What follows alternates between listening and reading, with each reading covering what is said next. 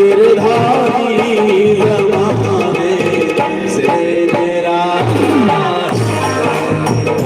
गोपाल गिरधारी जमाने से तेरा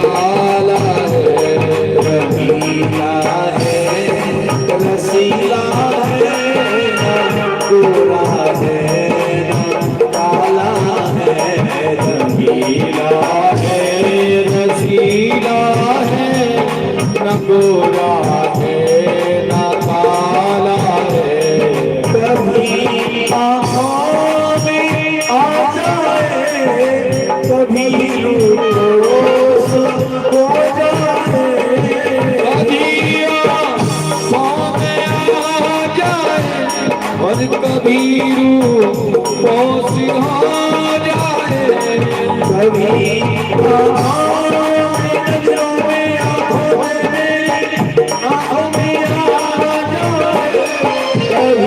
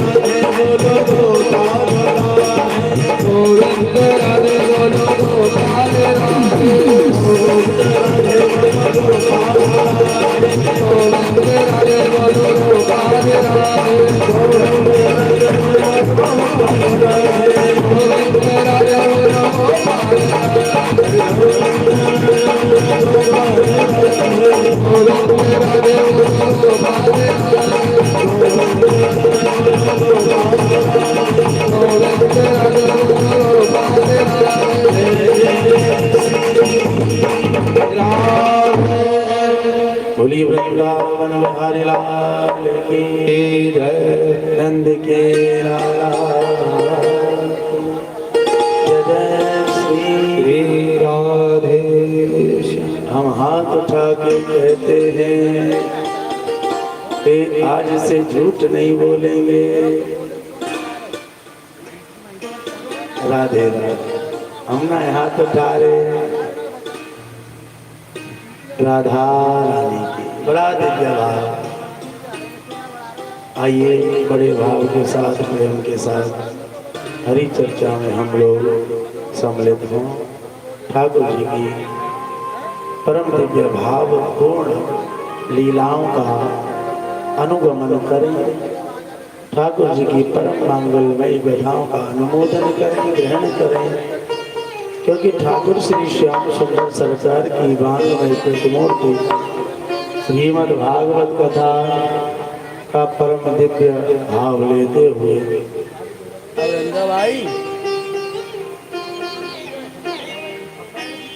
आज का जो प्रसंग है वो है हमें गोवर्धन पूजा तक चलना है। तो पकौड़ा, पकौड़ी, कचौड़ी, कचौड़ा कछु बना के लाई है नहीं लाई? हाँ लाए।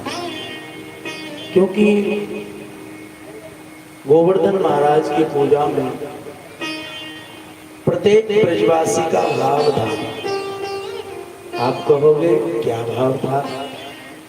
प्रत्येक ब्रजवासी का भाव था, चाहे हम पे सूखे चावल बनाने आते हों, चाहे हम पे फीके चावल बनाने आते हों, चाहे हम पे पतली खीर बनानी आती हो, लेकिन गिरिराज जी हमारा भी भोग लगावे।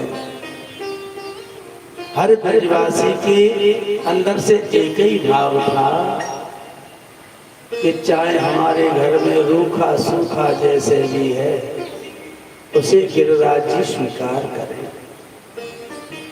इसी कारण तो 56 भोग बन गए थे। कितने भाई? एक ही रसोई में बनते तो कोई साग पूड़ी बना रहो, कोई खीर पूड़ी बना रहो, कोई हलवा पूड़ी बना रहो, कोई चीली खीर बनाए रहो, और कोई महाराज 2-4 तरह के रायते, 2-4 तरह की सब्जी कर देगो, मिठाई कर देगो, लेकिन 56 तरह के तो ना बनावे वो, क्योंकि हर ब्रजवासी के बस की थोड़ी ना 56 भोग बनाना।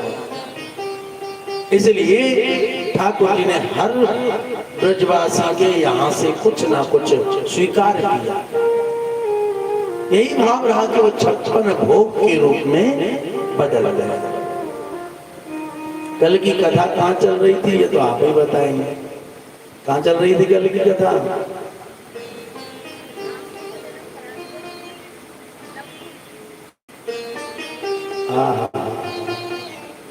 कृष्ण को तो है गो, जल्दी बल्दी में राधे राधे।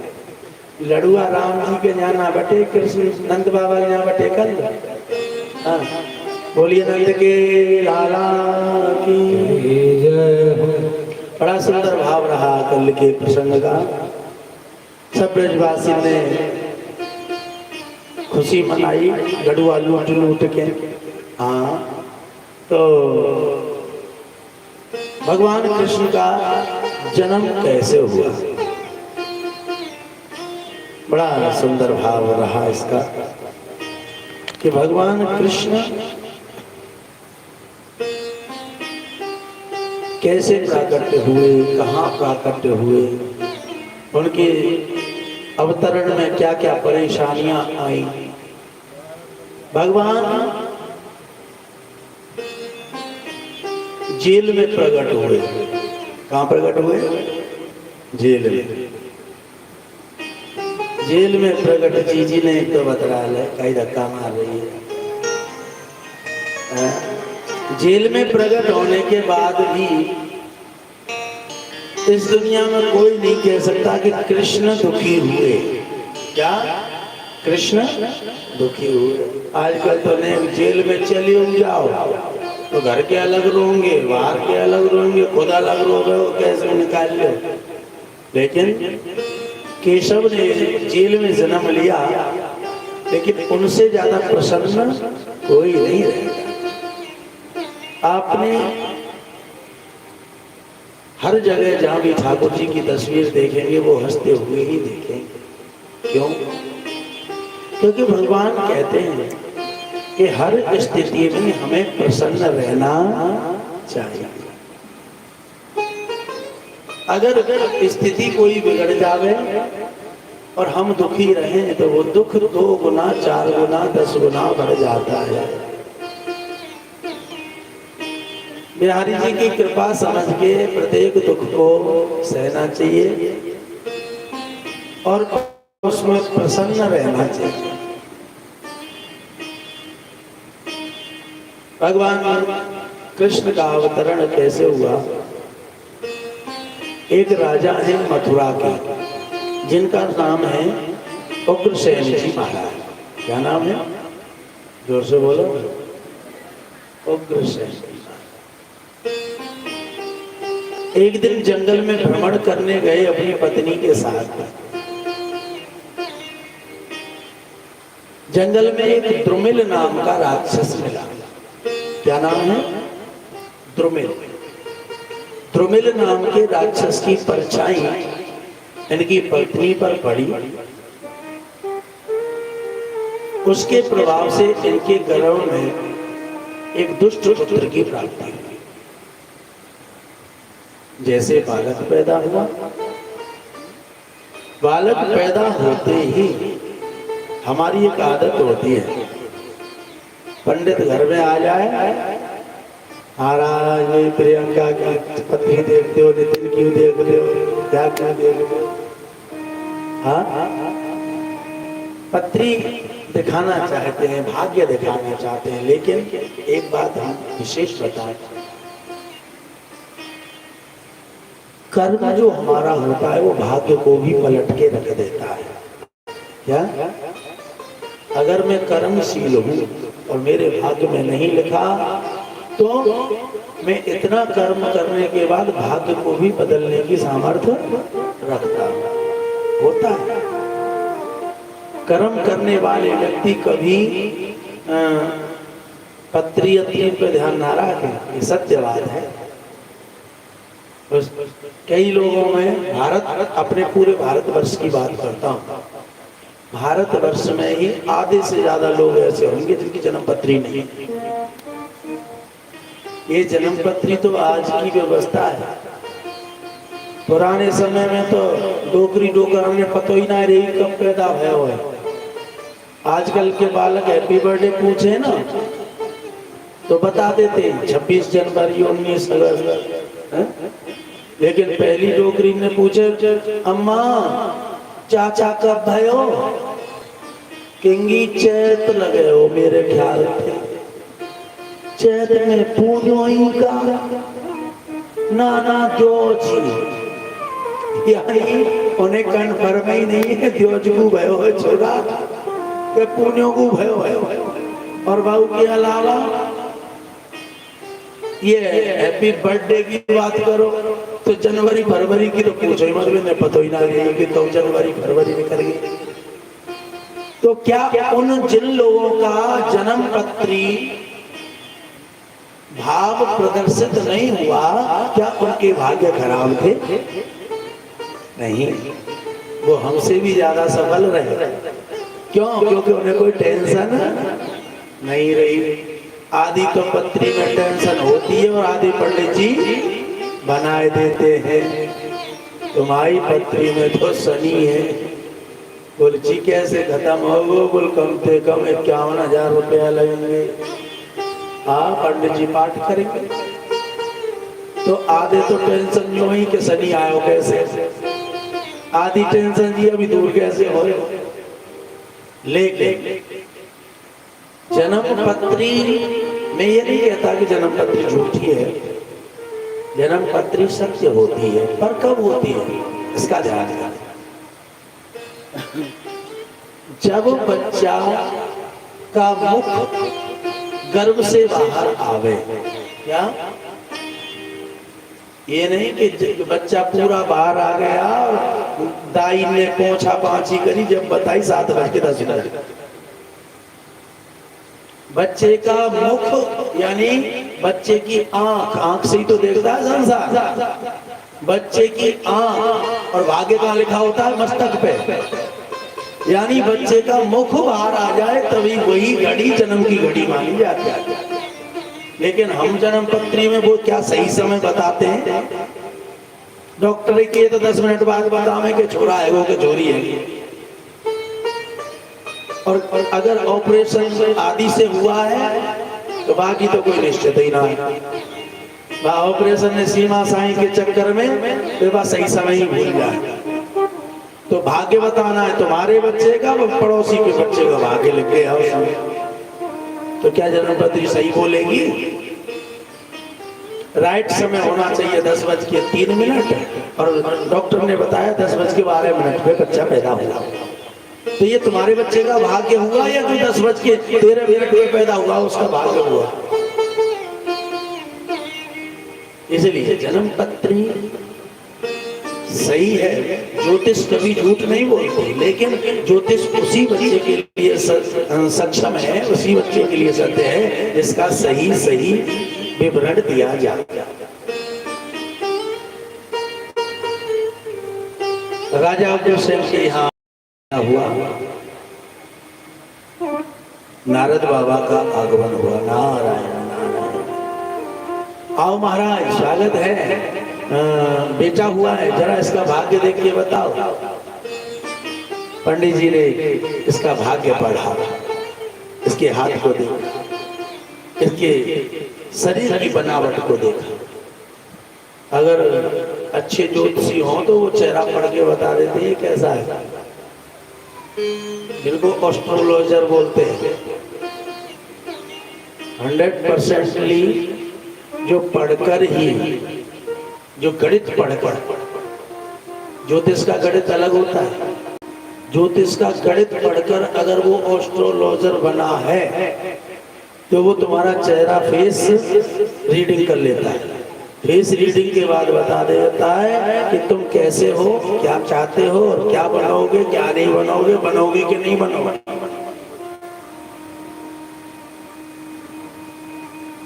आज महाराज भगवान श्री श्याम सुंदर सरकार की परम दिव्य कथा के अंतर्गत में नारद बाबा का आगमन हुआ। नारद बाबा से उग्रसेन जी महाराज ने कहा, महाराज इसका भाग्य बताओ कैसा है। कहने लगे, राजन इसका भाग्य ऐसा है कि ये पूरे देश में हाहाकार मचवा देगा। ये बड़ा दुष्ट होगा, बड़ा अत्याचारी होगा और तो और तुम्हारे नाम को खराब कर देगा। पिताजी का धर्म क्या होता है, बेटा चाहे कैसा भी हो उसका पालन करना माता पिता का धर्म होता है। उग्रसेन जी महाराज ने डर की वजह से धर्म को त्याग दिया और अपना धर्म था पालन करना। वो पालन करना छोड़कर उस बालक को एक काठ का मसूका, मसूका जानते हो? कितने लोग जानते हैं? मसूका, मसूका कहते हैं संदूक को, बक्से को। हाँ, एक काठ का मसूका बनवाया और उस मसूके में सोना, चांदी, हीरा, पन्ना, पुखराज, मोती सब जड़वाए और उसमें बालक को रख दिया और उग्रसेन जी महाराज ने यमुना जी में बहा दिया। कोई बाप ऐसा कर सकता है? लेकिन उन्होंने किया, क्योंकि राज्य धर्म के चलते पहले राजा जन क्या क्या त्याग कर देते थे। जैसे कि राज्य धर्म के बीच में माता जानकी आई राम जी के सामने, तो राम जी ने जानकी को त्याग दिया और उन्हें जंगल में वाल्मीकि जी महाराज के आश्रम में रहना पड़ा। ऐसे ही उग्रसेन ने सोचा ये मेरा नाम खराब करेगा, राज्य में उत्पात मचाएगा, क्यों ना मैं इसे त्याग दूं। बच्चे को त्याग दिया। राज्य धर्म के सामने उन्होंने गृहस्थ धर्म का पालन नहीं किया और बालक को त्याग दिया। बालक बहता हुआ जा रहा है। आगरा के पास एक गांव, एक स्थान है जिसका नाम है बटेश्वर। क्या नाम है? कितने लोगों ने देखा है या सुना है? बाकी सब हरि बोल। अब से पहले कभी कथा सुनी है आप लोगों ने? कहीं भी, यहीं से नहीं कहीं भी सुनी है? तो उसे बताया नहीं। आगरा के पास स्थान है बटेश्वर।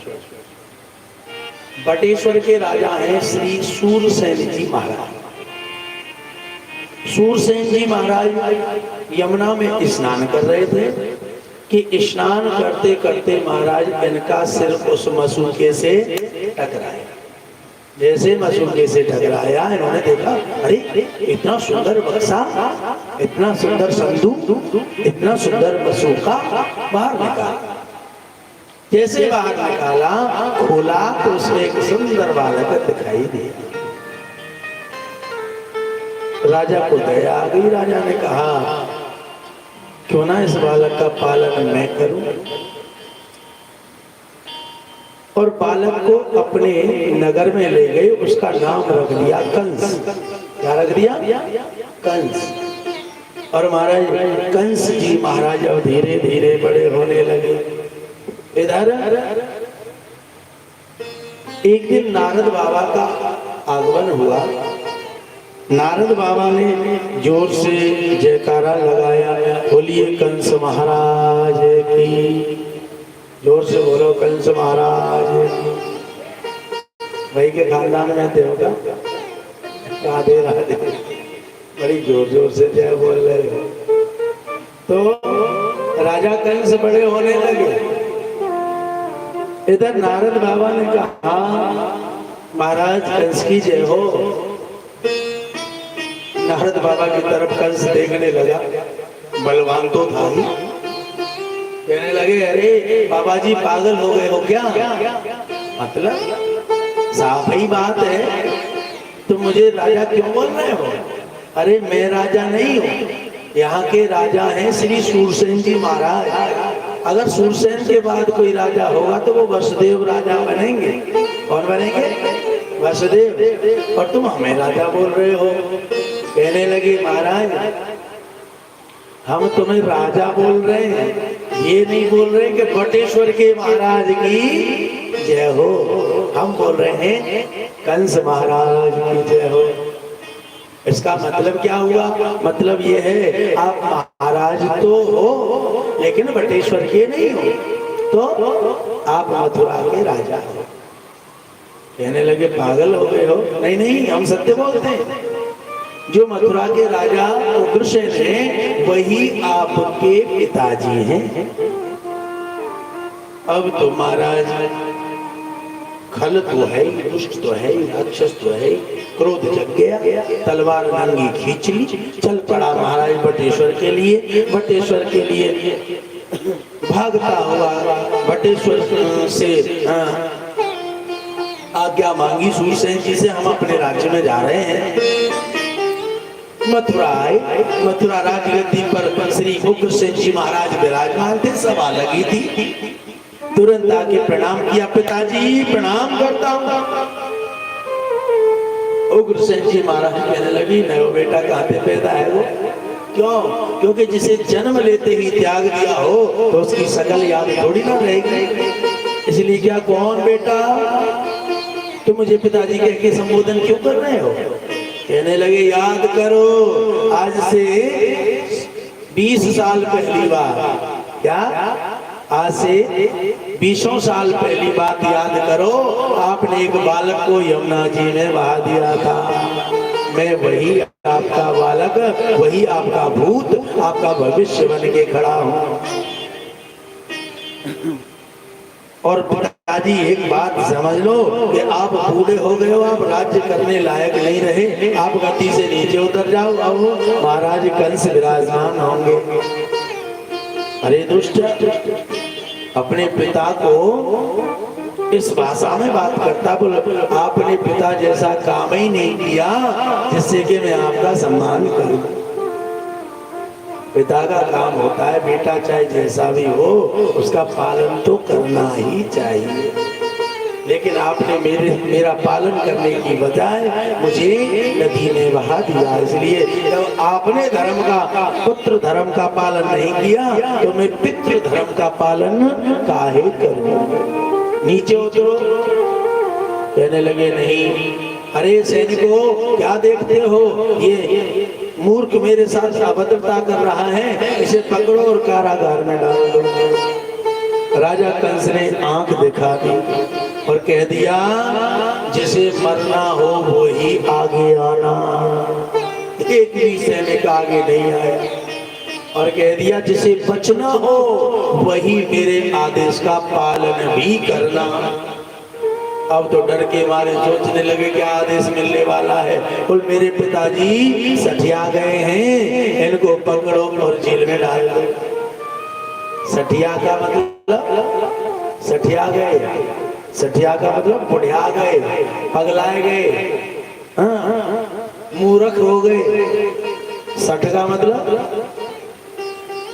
बोलो हाथ उठाए जो 60 साल की उम्र पे पहुंच गए। पहुंचो कोई ना पहुंचो, 1 2 बाबा अपना पहुंचेगा भाई, पहुंच गए तो हाथ ना उठा रहे, अभी दोबारा ज्वाइन होना उनका।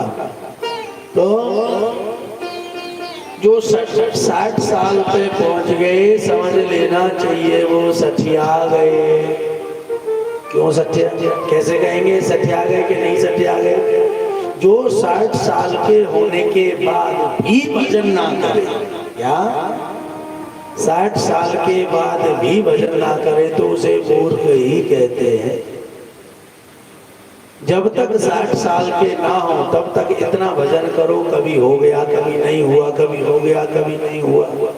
नियम तो ये है कि होना ही चाहिए, लेकिन काम बहुत सारे होते हैं इसलिए कभी हो जाए कभी रह जाए, कभी हो जाए, ऐसे भी काम चल जाएगा। लेकिन 60 साल के बाद तो 100% भजन को छोड़ना ही नहीं चाहिए।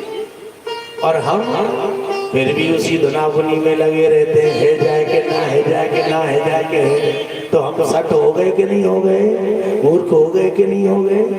हाँ, इसलिए कह दिया ये सठिया गए, इनको जेल में डालो।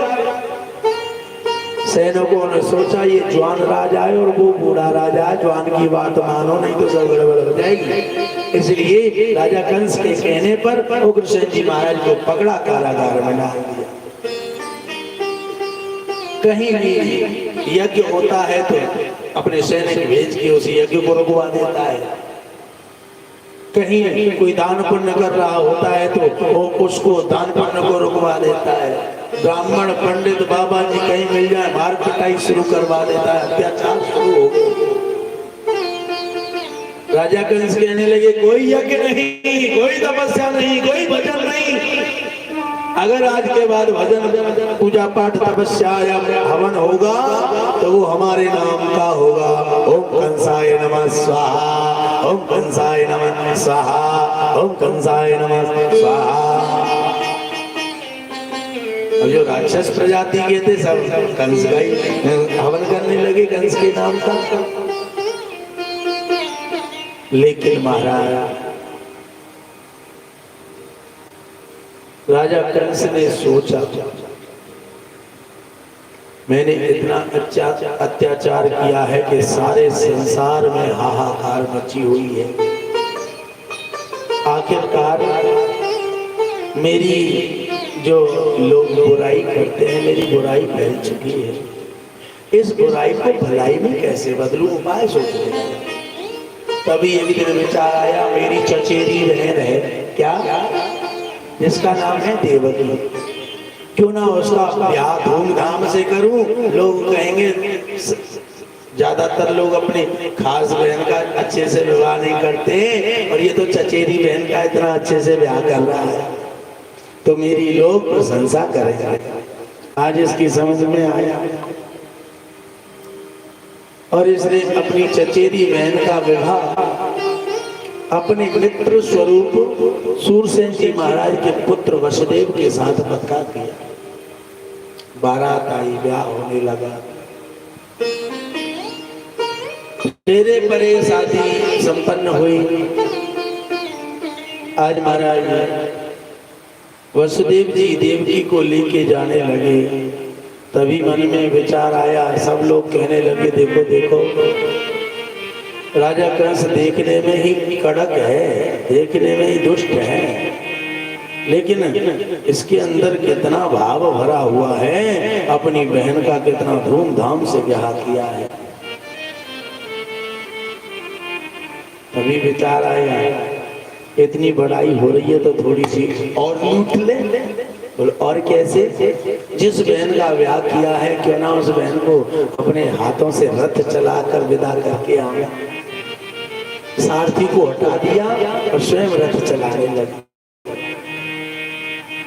अब देवताओं ने सोचा अगर ये दुष्ट इतना दयावान हो जाएगा, दुष्ट इतना प्रेमवान हो जाएगा तो इसका जो पाप का गड़ा है वो खाली रह जाएगा, और जब पाप का गड़ा खाली रह जाएगा तो ये मरेगा नहीं।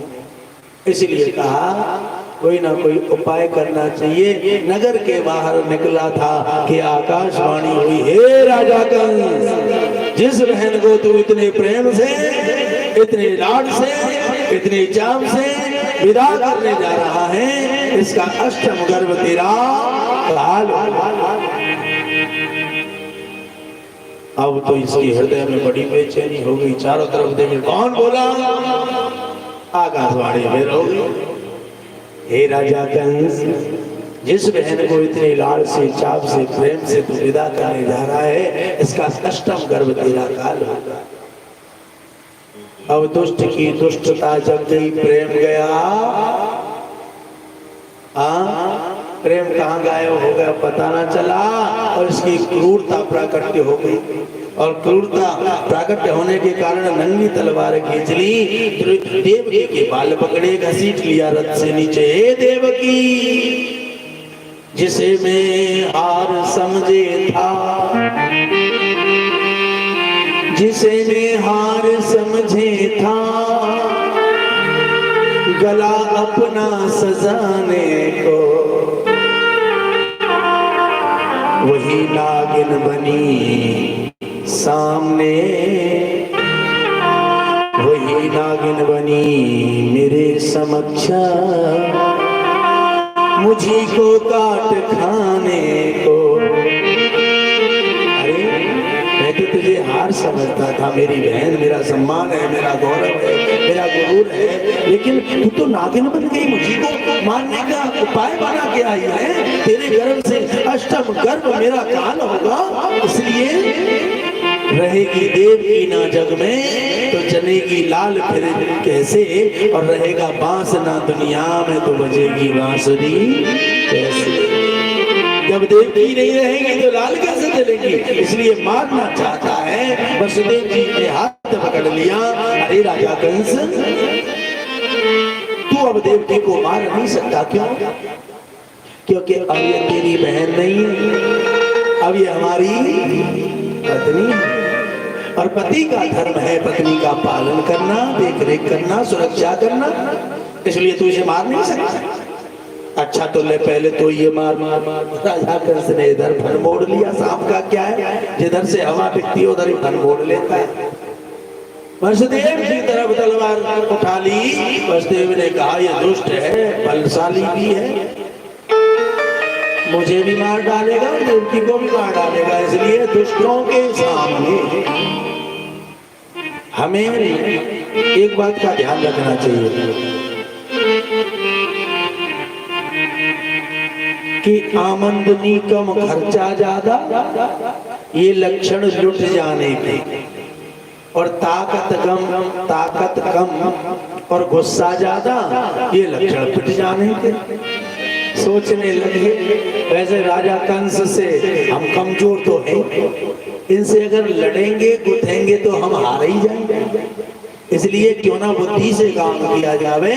उन्होंने कहा राजा कंस, ये तो अबला है, दूसरी तुम्हारी बहन है, अगर तुम इसे मारोगे तो तुम्हारा अपयश होगा, लोग तुम्हारी बुराई करेंगे। कैसा दुष्ट है, अपनी बहन को ही मार डाला। हम एक ऐसा उपाय बताएंगे जिससे तुम्हारा सम्मान भी रह जाएगा और तुम्हारा काल भी मारा जाएगा। क्या? ऐसा करो, अपनी बहन को थोड़ी दूर तक घुमाकर और महल में ले चलो, लोगों को लगेगा कि राजा कंस को अपनी बहन से इतना प्रेम है कि ससुराल नहीं भेजी, वापस ले गया। और हमें भी ले चलो ताकि लोगों को लगे कि हमको तुमने घर जमाई रख लिया है, तो लोगों को पता नहीं चलेगा कि तुमने हमें बंदी बनाया है या घर जमाई रखा है। दूसरे, तुम्हारा जो अपमान होना है, तुम्हारी अपकीर्ति होनी है, वो अपकीर्ति नहीं होगी, लोग तुम्हारा सम्मान करेंगे। और रही बात अष्टम गर्भ की, तो हम वचन देते हैं जब तक देवकी पर 8 बालक होंगे, एक के बाद एक, एक के बाद एक, 8 बालक हम तुम्हें ला के देंगे, 8 को मार देना, फिर तुम्हारा भय समाप्त हो जाएगा। समझ में आया? इसने देवकी वसुदेव को 7 तारों के भीतर, 7 दरवाजों के भीतर कारागार में बंद कर दिया। धीरे धीरे समय गुजरने लगा। 1 साल हो गई।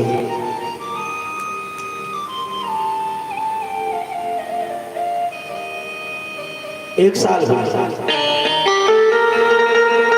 पहला बालक प्रकट हुआ। पहले बालक को राजा कंस के पास लेकर चले वसुदेव जी। तभी बच्चे के मुख की तरफ देखा राजा कंस ने, है तो मनुष्य ही, इसलिए हृदय में दया प्रकट हो गई। कहने लगे ये बालक तो मेरा काल नहीं हो सकता, कितना स्वभाव से कोमल है, कितना निर्मल है, कितना भोला सा है, कितना प्यारा सा है, प्यारा आने लगा। इसलिए राजा कंस ने इस बालक को छोड़ दिया। जैसे इसने बालक को छोड़ा, देवताओं में खलबली मच गई। ये कैसा हुआ, ये तो दुष्ट को दया आ गई, अब तो पाप का घड़ा भरने वाला नहीं है। तभी भगवान ने एक लीला करी। भगवान जब कोई लीला करते हैं तो नारद को सबसे पहले भेजते। नारद बाबा को भेजा। नारद बाबा कहने लगे और राजा कंस, ये कहने लगे आओ गुरुदेव आओ, स्वागत है। ये जो मैं राजा बना हूँ आप की तो बदौलत है। आप मुझे नहीं बताते कि मैं मथुरा का राजा हूँ तो मैं कैसे राजा बनता। आओ, बहुत बहुत स्वागत है। राजन नगर में सब ठीक चल रहा है। महाराज राजा बन गया, चारों तरफ अपना ही हुक्म चलता है और ऐसा काम आपके चेला ने किया, ऐसा कोई कर नहीं सकता। मतलब साफ है कि मैंने अपने काल को भी बंदी बना के रखा है। एक बार आकाशवाणी हुई थी, देवकी का अष्टम गर्भ मेरा काल होगा, तो मैंने देवकी को बंदी बना लिया। जब तक 8 संतान होगी, 8वीं संतान होगी, तब तक उसे बंदी बना के रखूंगा। लेकिन गुरुदेव एक अच्छा काम भी कर दिया। क्या? पहला बालक हुआ था, मैंने दया करके उसे छोड़ दिया। नारद बाबा कहने लगे तुमसे बड़ा मूर्ख कोई नहीं है। तो क्या हो गया? बोला अभी बताता हूँ। एक 8 कली का फूल बनाया। क्या? 8, जैसे अटकलिया बोलते हैं, अटकलिया। चलो ऐसे नहीं, ऐसे समझो 8 लकीरें खींची, 1 2 3 4 इसी प्रकार 8 लाइन खींची। 8 लाइन में पहली लाइन से गिनना प्रारंभ किया, 1 2 3 4 5 6 7 8। पहली से गिनना प्रारंभ किया तो पहली और 8वीं 8। फिर दूसरी से गिनना शुरू किया, 1 2 3 4 5 6 7 8। तो दूसरी पहली हो गई और जो 8वीं थी वो 7वीं हो गई। तीसरी से गिनना प्रारंभ किया तो तीसरी थी वो दूसरी हो गई और जो 8वीं थी वो, जो 7वीं थी वो 6वीं हो गई। इसी प्रकार इधर से घटाते चले गए, उधर से बढ़ाते चले गए और हर रेखा को 8वां बना दिया और हर रेखा को पहला बना दिया। कहने लगे राजन इसका मतलब समझे? कोई मतलब नहीं समझा। मतलब ये है देवताओं का कोई पता नहीं किसको 8वां बता दे और किसको पहला बता दे। इसलिए कोई भी तुम्हारा काल हो सकता है। और राजा पूरा टोटली कंफ्यूज हो गया। उसने कहा हो सकता है भैया कहीं पहला ही 8वां हो गए। राजा कंस ले तलवार पहुंचा कारागार में, देवकी लाओ मेरा काल का। भैया आप ही ने तो छोड़ा था, अब नहीं छोड़ने वाला। और देखते ही देखते बालक को छीन लिया, घुमाया, पत्थर पर दे मारा। 1 मार दिया, 2 मार दिए, 3 मार दिए, 4 मार दिए, 5 मार दिए, 6 बच्चों को लगातार मार दिया। 7वें बच्चे के रूप में स्वयं भगवान नारायण जिन पर शयन करते हैं शेषनाग जी महाराज का प्रादुर्भाव हुआ। अब शेषनाग जी का प्रादुर्भाव हुआ तो भगवान ने अपनी माया को आदेश दिया, माया जाओ, मेरे जो बड़े भाई रूप में शेषनाग प्राकट्य होने वाले हैं उनको मेरे पिताजी की पूर्व पत्नी के गर्भ में कर्षण करके यानी बदल के आओ। पूर्व पत्नी कौन? वसुदेव जी महाराज की 7 पत्नी थी। कितनी? जोर से बोलो। 7। तो सबसे बड़ी पत्नी थी वो थी रोहिणी, और सबसे छोटी पत्नी थी वो थी देवकी। कहने लगे जो उनके गर्भ में बालक है उसे दूसरे गर्भ में पहुंचा दिया। माया ने कर्षण करके खींच कर दूसरे गर्भ में पहुंचा दिया। जेल में शोर हो गया कि देवकी का गर्भपात हो गया, गर्भपात हो गया, गर्भपात हो गया। राजा कंस हंसने लगा। अब तो मेरा इतना भय देवताओं को हो गया कि डर के मारे आ ही नहीं रहे, बीच में ही नष्ट हो रहे हैं। समय गुजरता रहा। वो वक्त आया जिस वक्त ठाकुर श्री श्याम सुंदर सरकार का प्रादुर्भाव होने वाला है। ठाकुर श्री श्याम सुंदर सरकार जेल में प्रकट हुए। भय प्रगट कृपाला दीन दयाला यशुमत के हितकारी।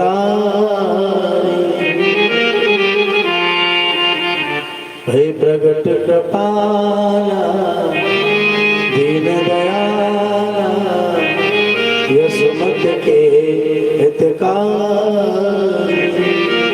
हर्षित में तारी मन मन हारी अद्भुत रूप विचार।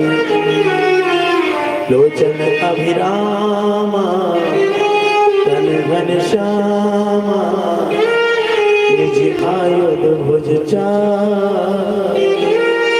भूषण वनमाला नयन विशाला शोभा सिंधु करा। कह दुई कर गौरी अस्त गौरी के करानंता। माया मुनि ज्ञाना कीर्तियमाना वेद पुराण भनंता।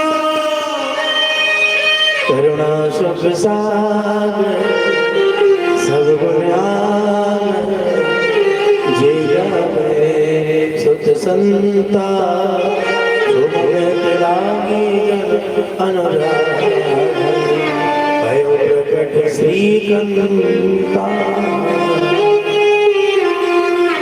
श्रीकंता का मतलब समझते हो? श्रीकंता का मतलब है श्री माने लक्ष्मी, और कंता का मतलब होता है, कंत का मतलब होता है पति। भय प्रकट श्री कंता यानी लक्ष्मी के पति प्राकट्य। आज जब नारायण प्रकट हुए, लोचन अभिरामा तन घन श्यामा। कैसे प्रकट हुए?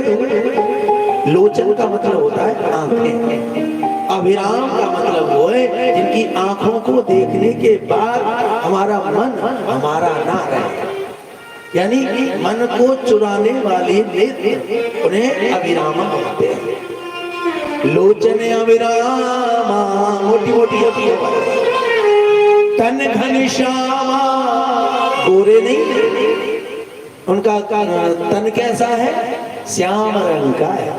और जय श्याम रंग में रंग वाले तेरी चूनर भैया पुरानी। एक ब्रजवासी भजन गायक हुए थे राम स्वरूप जी महाराज, आज रसिया गायक है। और जय श्याम रंग में रंग वाले तेरी चूनर भैया पुरानी। श्याम रंग में वाले तेरी चूनर भैया पुरानी। श्याम रंग में रंग वाले राजेश तेरी चूनर भैया पुरानी। श्याम रंग में रंग वाले तेरी चूनर हुई पुरानी। अगर चूनर ना रंग वाले हो तो पछताए वो बाकी रह जाए वो तिनका बहु न मन कदमानी पछताए वो बाकी रह जाए वो तिनका बहु न मन कदमानी पछताए वो बाकी रह जाए वो तिनका बहु न मन कदमानी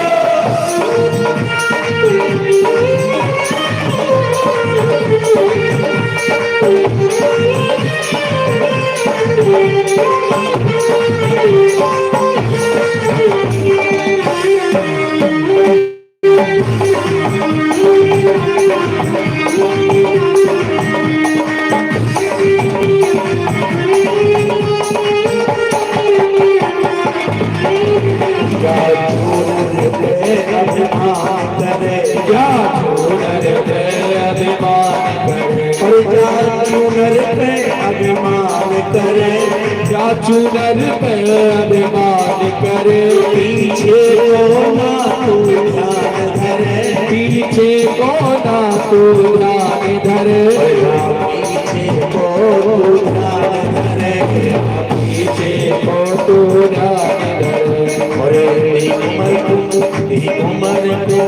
तेरी उम्र को फैसले होते आज हकीकत तेरे उम्र को फैसले होते आज हकीकत जानी पछताए वो बाकी रह जाए कब हमारे पछताए वो बाकी रह जाए वो कब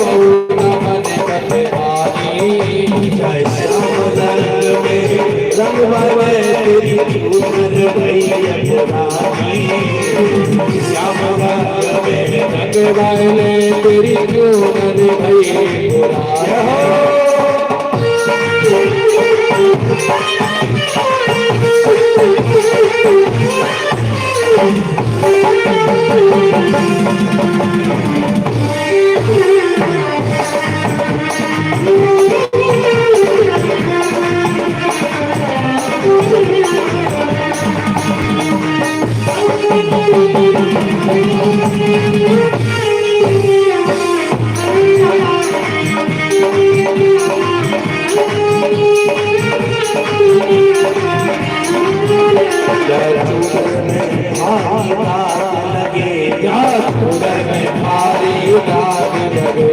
चूनर में कौन से दाग लगे हैं चोरी छल कपट और ये सब दाग ही तो है या चूनर में भारी दाग लगे या चूनर में भारी दाग लगे या चूनर में भारी दाग लगे या चूनर में भारी दाग लगे काहे धोखे आता है आप जगे काहे धोखे आता है आप जगे काहे धोखे आता है आप जगे और काहे धोखे आता है आप जगे या धोखे आता है आप जगे काहे धोखे आता है आप जगे या धोखे आता है आप जगे तेरी दूध की जवानी है कुछ सोच समझ आवे तेरी दूध की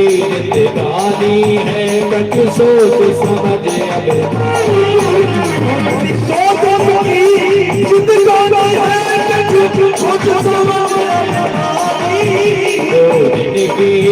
जिंदगानी है कुछ सोच समझ आवे श्याम रंग में रंग बने तेरी चूनर भैया पुरानी श्याम रंग में रंग बने तेरी चूनर भैया पुरानी तेरी चूनर भैया पुरानी तेरी चूनर भैया पुरानी तेरी चूनर भैया पुरानी तेरी चूनर भैया पुरानी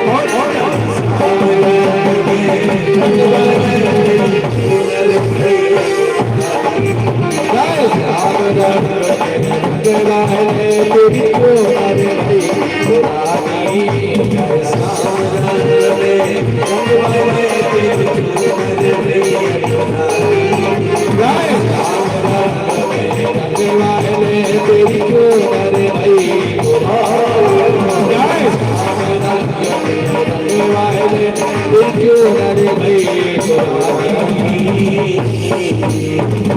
भगवान श्री श्याम सुंदर का जो स्वरूप है सांवला है, श्याम रंग है।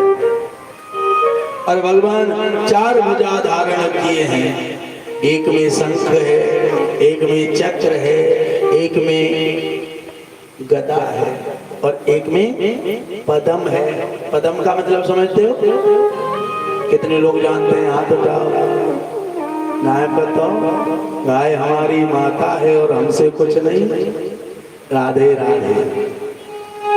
पद्म का मतलब होता है कमल। पद्म का मतलब भगवान के एक हाथ में कमल का फूल होता है, एक हाथ में शंख, एक हाथ में चक्र, एक हाथ में गदा और एक हाथ में कमल का फूल। चार भुजाधारी होते हैं भगवान। चार भुजा धारण करके आज माता देवकी के सामने प्रकट हुए। माता देवकी ने कहा, कोनो जी भैया हम तुम्हारे लाला हैं। मतलब ये है कि पूर्व समय में आपने, पुराने समय में आपने हमसे वरदान मांगा था कि मैं आप जैसा पुत्र चाहती हूँ। क्या कहा? मैं आप जैसा पुत्र चाहती हूँ। तो मैंने आपको वरदान दिया, माँ मैं आपका पुत्र बनके अवश्य आऊंगा। ये कौन है पता है? ये है कैकेयी मैया। क्या? कैकेयी मैया। और यशोदा कौन है? कौशल्या मैया। कैकेयी मैया अक्सर राम जी से कहती थी, आप तो मेरे होते, आप तो मेरे होते। भगवान ने कहा, चिंता ना करो, अगली बार तुम्हारे गर्भ से ही पैदा होंगे। लेकिन माता कैकेयी को अभिमान आ गया। क्या? देखो अभी हुआ भी नहीं है, अभी हुआ भी नहीं है और अभिमान आ गया। मेरे तो बेटा बन के आएंगे, मेरे तो पुत्र बन के आएंगे। भगवान ने कहा, लो अभी तो कान लगी ना है और जाए भगवान है वो, मैं तो बक्सा ऊपर चिकोर बैठो मेरे नाम पर जा बताओ। अभी तो दुकान खुली ना है, भगवान है वो। इसलिए कहा, मैया बालक तो तुम्हारा बन के आऊंगा, लेकिन तुम्हारे यहाँ पालन नहीं होने दूंगा। तो पालन यशोदा मैया के यहाँ ही होगा मेरा, यानी कौशल्या मैया के घर पे ही होगा। तो अब की बार कैकेयी बनी महाराज देवकी और कौशल्या मैया बनी यशोदा मैया। और महाराज प्राकट्य हुए, मैया मैं तुम्हारा बालक बन के आया। बोले, कन्हैया लाला भैया तू अवई मेरो बालक नहीं है। मतलब अवई तो तू देवताओं को राजा है। तो क्या चाहती हो? बोले, देवताओं को राजा जब तक रहेगा मैं तो अपना लाला नहीं मानूंगी। तो छोटो होना पड़ेगा। अब हम छोटे हुए। बोले, अब अवई नहीं, दो भुजा त्यागनी पड़ेंगे, दो भुजा छोड़। अब अवई नहीं, कपड़े छोड़ने पड़ेंगे, कपड़े छोड़ दिए। बोले, अब अवई नहीं तो तुझे रोना पड़ेगा। भगवान कृष्ण कहने लगे, मैया सुनो, तुम्हारी सारी बात मानेंगे लेकिन ये बात नहीं मानेंगे। क्यों? क्योंकि हम कहाँ पैदा हुए हैं? जेलन में। और किसने बंद कर रखे हैं? मामा कंस ने। अगर हम जेलन में रोए तो मामाएं पतो चल जाएंगे। और मामा ने जैसे 6 भाई मारे हैं, ऐसे हमारो गोविंदाय नमो नमः। चाहे हम कितने भी बड़े भगवान बनते रहें, लेकिन बालक कोई चमत्कार थोड़ी ना कर सकता है। बालक को तो मरना ही पड़ेगा। इसलिए भगवान पाप को खत्म करने आते हैं। भगवान पाप के हाथों कभी खत्म नहीं होते। इसलिए आप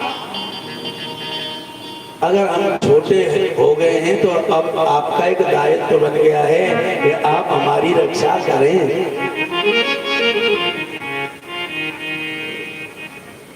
वसुदेव देव जी कहने लगे हम तुम्हारी रक्षा कैसे कर सकते हैं, हमारे तो हाथों में हथकड़ी पड़ी है, पैरों में बेड़ियां पड़ी हैं, हम तुम्हारी रक्षा कैसे कर सकते हैं। कहने लगे मैं जो उपाय बताऊंगा उससे तो मेरी रक्षा कर सकते हो। मेरी माया रूपी कन्या ने यशोदा मैया के महल में गोकुल गांव में जन्म लिया है। तुम एक काम करो, मुझे यशोदा मैया के घर पहुंचा दो और उस कन्या को यहाँ ले आओ।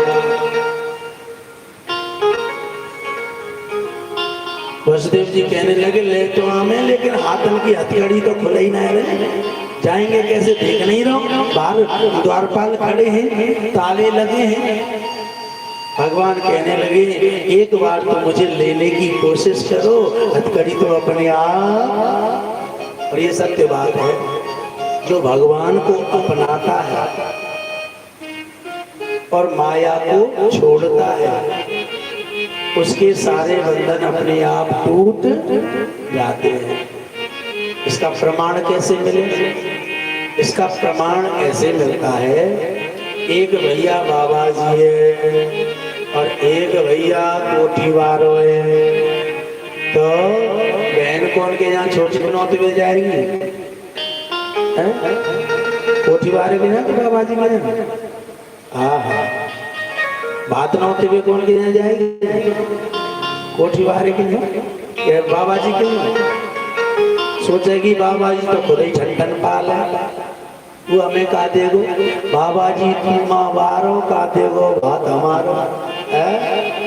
इसलिए कहने लगे संत कि जो भगवान के नाम के पीछे भागते हैं उनसे सारे रिश्ते अपने आप दूर हटने लगते हैं, और जो पैसे के पीछे भागते हैं उनसे सारे रिश्तेदार अपने आप जुड़ने लगते। कोई एमएलए हो, कोई नगर का एमएलए बन जाए तो दूर दूर से रिश्तेदार कहेंगे अरे वो फलानो एमएलए हमारी बुआ की छोरी के देवर के भैया को, चाचा के साले के भैया के जन का अंदाज लगा लो।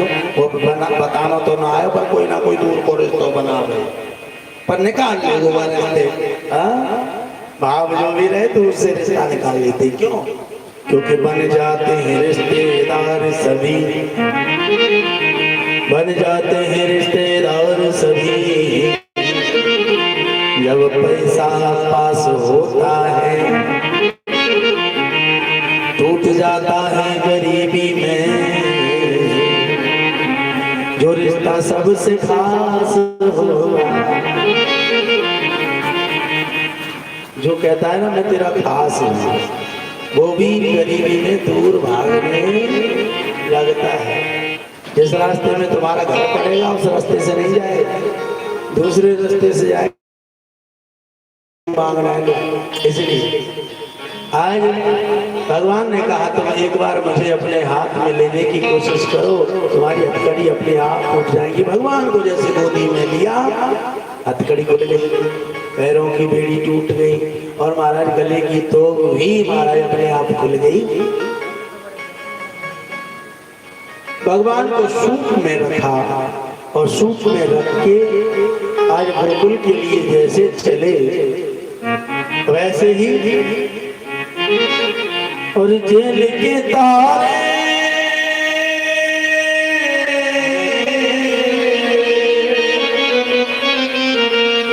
और जेल के तारे टूट गए, ये कमाल हो गया। और पैदा ब्रज में यशोदा का लाल हो गया, पैदा ब्रज में यशोदा का लाल हो गया, पैदा ब्रज में यशोदा का लाल हो गया, पैदा ब्रज में यशोदा का लाल हो गया। और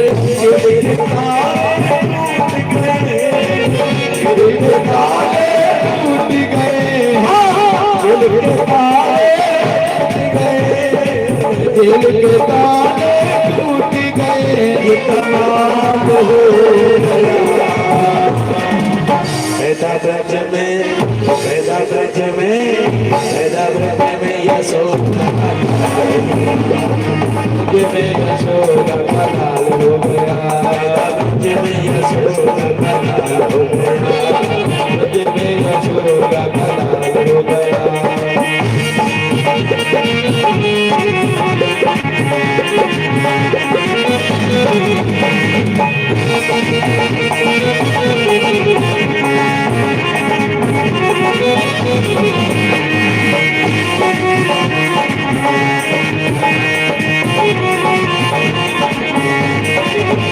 अरे अरे सूर में कन्हैया को वसुदेव जाए, इधर शुभ में कन्हैया को वसुदेव आए, अरे ले कन्हैया को वसुदेव जाए, बोले के कन्हैया को वसुदेव जाए।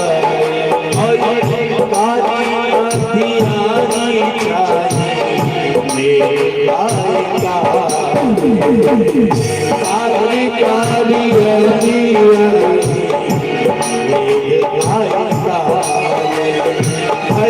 घोर बरसात रात, भाई घोर बरसात रात, भाई घोर बरसात रात, अंधियार हो गया।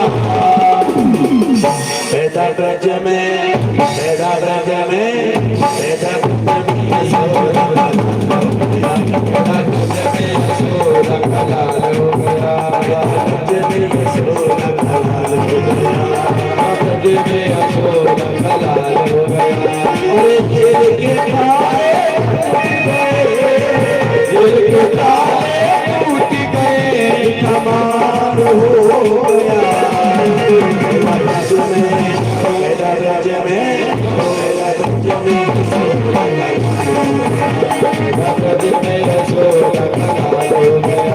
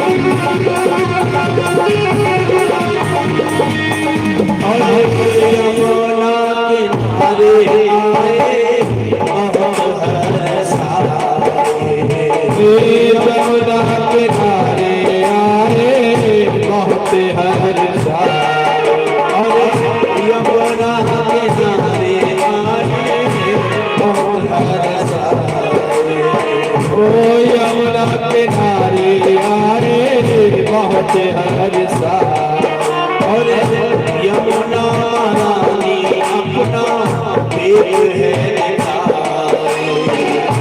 यमुना रानी अपना पेट है और यमुना रानी अपना पेट यमुना रानी अपना पेट है और चरण स्पर्श आज करो चरण स्पर्श आज हंस सवाल हो गया। पैदा ब्रज में, पैदा ब्रज में यशोदा का लाल हो गया, यशोदा का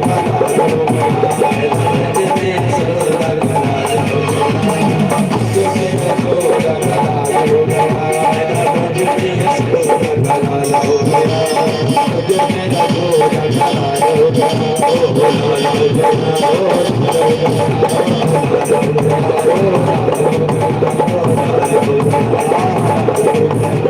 लाल हो गया।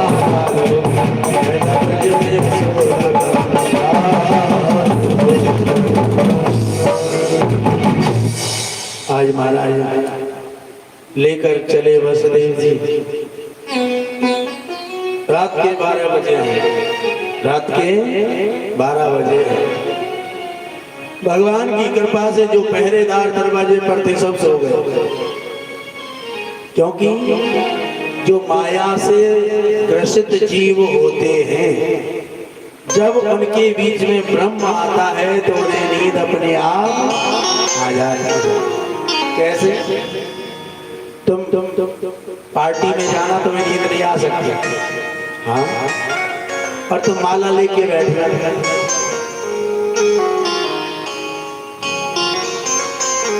झटके लेते ही रहोगे। क्यों? क्योंकि परमेश्वर जो ठहरे, भगवान की शक्ति हर किसी से सहन नहीं होती। आए भगवान जैसे आए वैसे ही महाराज सब पहरेदारों को निद्रा आ रही, और जो तारे थे वो अपने आप टूट गए। और रात में 12 बजे काला, और जो छोटी छोटी बूंद जिन्हें कहते हैं फुर्र, क्या बोलते हैं? फुहार, छोटी छोटी फुहार जैसे वर्षा हो रही है। पहुंच गए यमुना जी के किनारे। यमुना जी के किनारे जैसे पहुंचे, यमुना मैया भगवान केशव को, भगवान कृष्ण को, नारायण को, माधव को, गोविंद, घनश्याम, श्याम सुंदर सरकार को अपना पति मानती है। अब बरसों से इंतजार कर रही थी, कबहू तो तुम्हारे आवे गो, मेरे कबहू तो तुम्हारे आवे गो। ओ नटखट है नंदलाला, नंदलाला कबहू तो आवे गो, इंतजार कर रही थी। आज वो इंतजार पूर्ण हुआ। जैसे इंतजार पूर्ण हुआ, यमुना जी वेग से चढ़ने लगी। आज तो मेरे पति देव आने वाले हैं।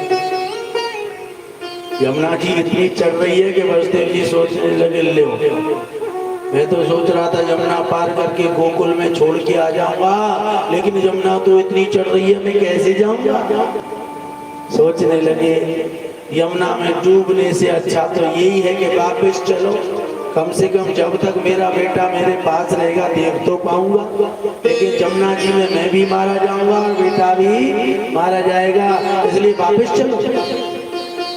जैसे ये वापस जाने लगे वैसे यमुना जी सोचने लगी, ले डोकरा तो पति देव वापस ले जाएगा। इसलिए यमुना जी देखते ही देखते नीचे उतर गए। अब नीचे जैसे उतरी वसुदेव जी सोचने लगे, अरे ये तो लहर थी जो ऊंची दिखाई दे रही थी, यमुना जी में तो बहुत कम पानी है। तुरंत वसुदेव जी वापस हुए और यमुना जी में उतर गए। यमुना जी अब बिल्कुल धीरे धीरे और नीचे नीचे चल रही है।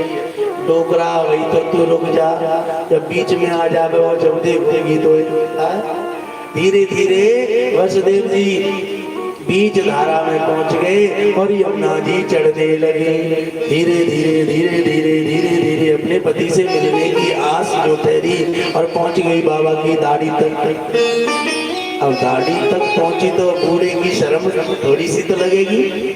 सोचने लगी, हाय हाँ, मैं अपने पति के पिताजी की दाढ़ी में घुस गई। फिर बेचारी शर्म के मारे नीचे उतर गई। देखा कि बाबा तो आगे ही बढ़ते जा रहे हैं किनारे की तरफ। सोचने लगी, शर्म ने कहा दे रो, जब डोकरा पति लेंगे जब इनका फायदा। इसलिए फिर चढ़ी और फिर चढ़ी। अब क्या मूछन तक आएगी, मूछन तक उपन्यायो पानी, मूछन तक आएगी।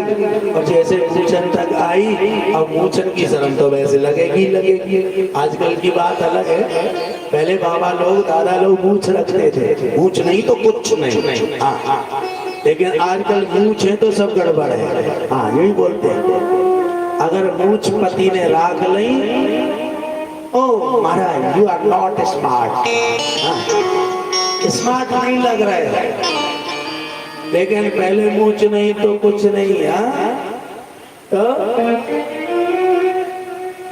मूछों को देखकर सोचने लगी, अरे ससुर की मूछों का सम्मान नहीं किया तो क्या किया। फिर जब बाबा बिल्कुल एक किनारे में पहुंचने लगे, अब सोचने लगी अब मुंह चल की शर्म कर में थे कोई फायदा ना, ये तो ले ही जाएगा बाबा जी। इसलिए यमुना जी पूरे वेग के साथ आई और बाबा की नाक को पार कर गई। नाक को पार करी तो डोकरा ने समझी मैं मरो, तो इसलिए हाथ ऊपर कर दिए, कोई लो कोई लो कोई लो, छोरा है तो कोई लो। भगवान कृष्ण कहने लगे देख ले बुड्ढे, खुद तो मरेगो ही मरेगो और मुँह मरवा देगो, जो ना पता जितना ऊपर जाएगा उतनी नीचे ऊपर आएगी। इसलिए भगवान ने कहा ये तो भयभीत हो गए हैं, ये तो समझ ही नहीं पा रहे कि मुझे कहाँ रखना है। इसलिए भगवान ने अपना दायां पैर सूप से नीचे लटका दिया। जैसे दायां पैर नीचे लटकाया, यमुना जी ने स्पर्श किया, नीचे चली गई। यमुना पार करके भगवान यशोदा मैया के महल में पधारे। कन्या रूपी माया की चोरी की है, कन्हैया को वही सुलाया है। अंत तो गत्वा महाराज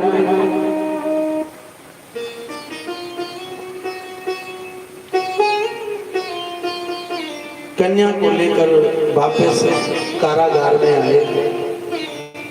जैसे जैसे ये आगे बढ़ते जा रहे हैं, ताले अपने आप बंद होते चले जा रहे, पहरेदार चलते जा रहे हैं।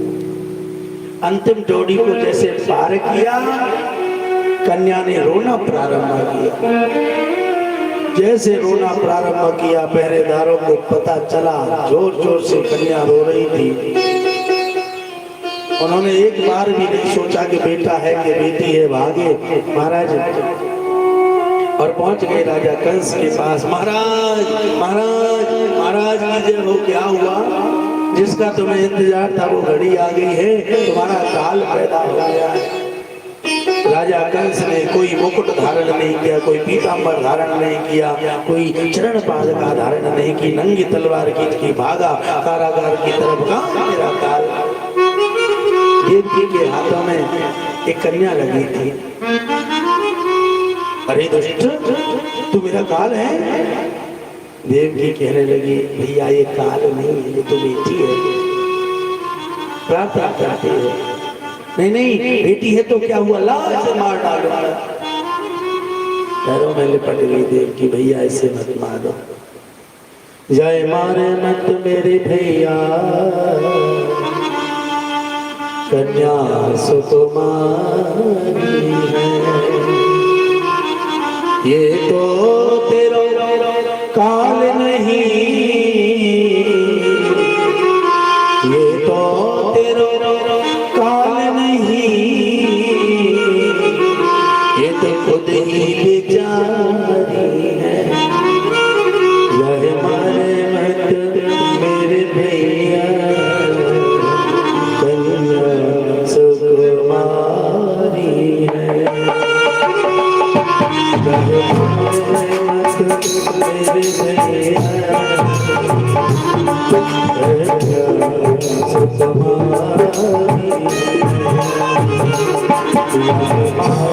मत मेरे भैया, कन्या सुकुमारी मेरे भैया सुकुमारी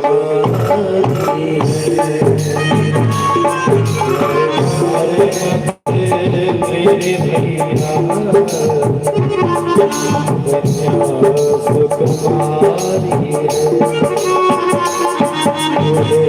कन्या क्या मारे,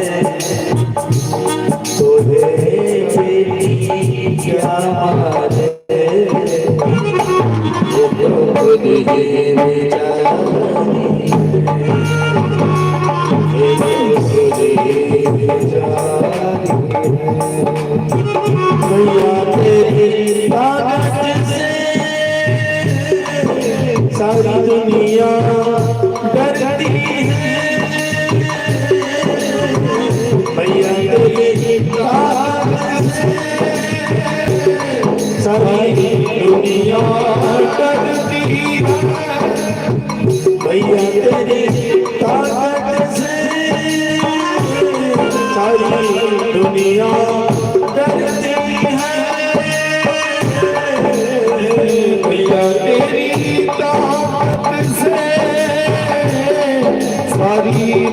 यहाँ डरती है, तेरे नाम का ही सारा दुनिया जब तक करती है,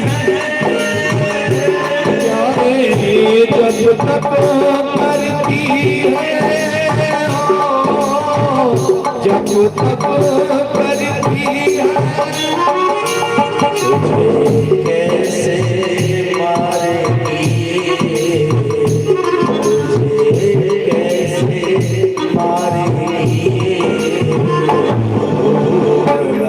बलधारी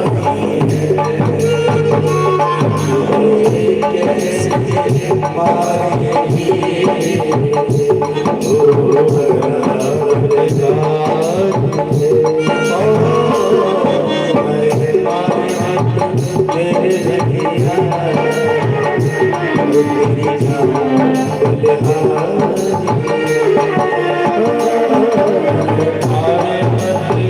मेरे भैया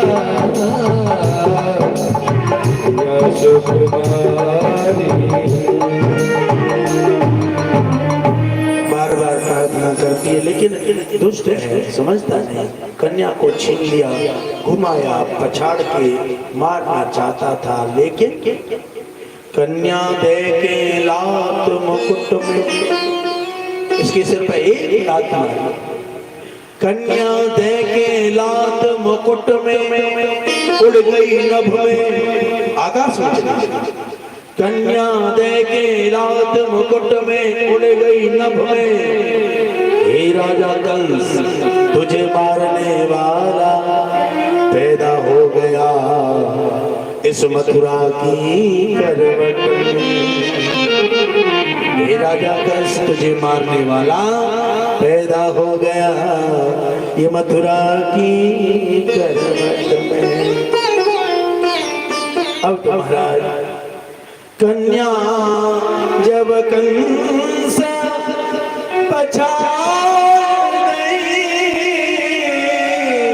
कन्या जब कंस पछाड़ गई, 10 भुजा भई आकाश गई, 10 भुजा भई आकाश गई। दुर्गा का रूप धारण कर लिया। हे राजा कंस, तू मुझे क्या मारेगा? तुझे मारने वाला तो ब्रज में पैदा हो गया है। बेचैन हो गया, बहन मैंने तो तुम्हें बेकार में कारागार में बंद किया, ये देवताओं की चाल थी। तभी सैनिक ने कहा देवताओं की चाल नहीं, तुम्हारे बहन बहनों की चाल थी। इन्होंने उस बच्चे को कहीं कर दिया। अच्छा, क्रोध आ गया, बहन बहनों को दोबारा जेल में ही डाल दिया।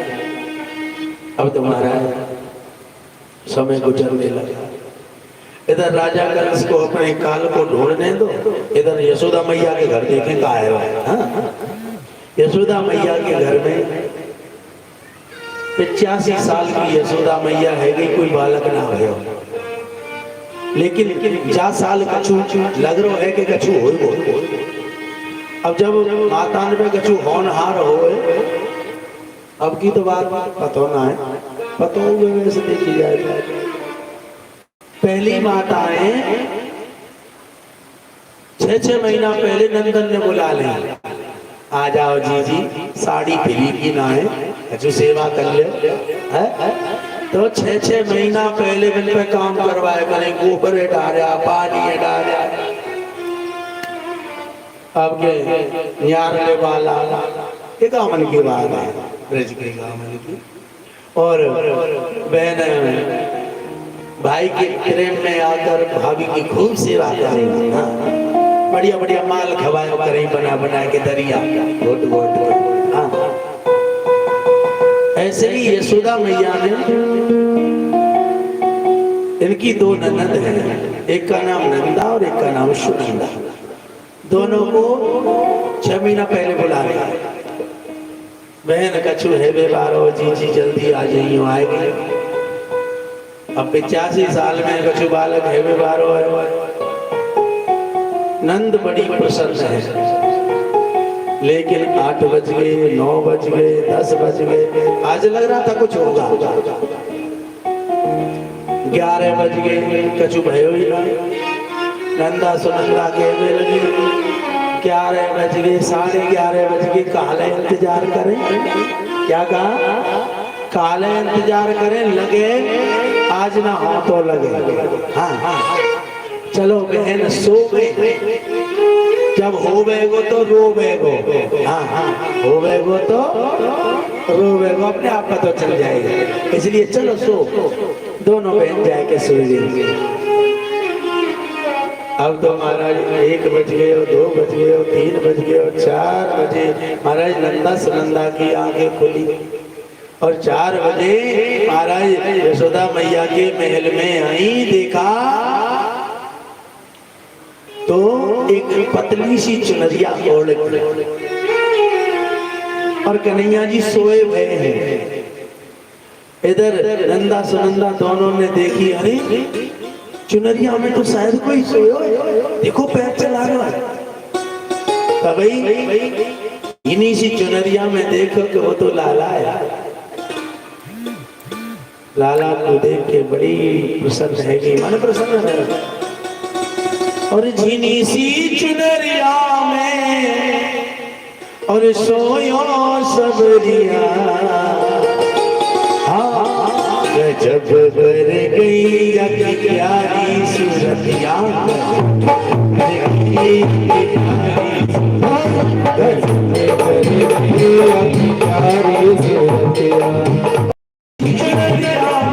पतली सी चुनरिया में सोयो सबरिया,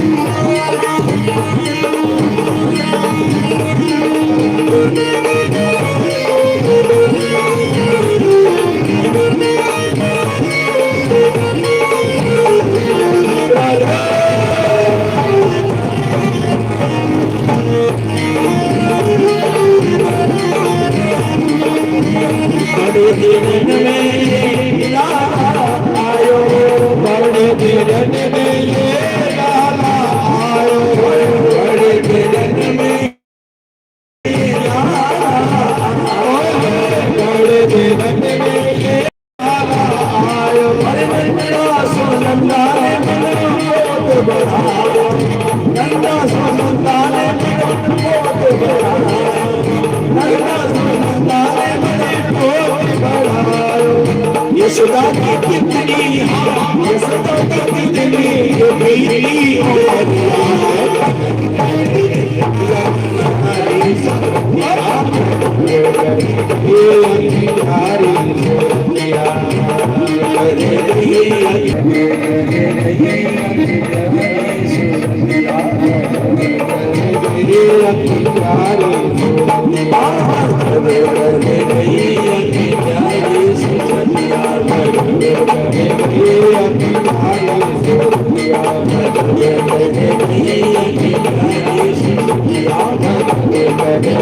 Yeah.